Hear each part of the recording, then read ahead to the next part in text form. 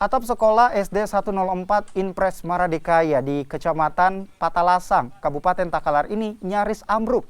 Kondisinya sudah miring dan lapuk lantaran tak pernah direnovasi.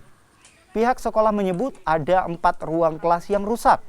Untuk menghindari hal yang tak diinginkan, pihak sekolah terpaksa memindahkan lokasi belajar para siswa. Sejauh ini, sekolah telah menyampaikan ke Dinas Pendidikan setempat, namun hingga kini belum ada pembenahan.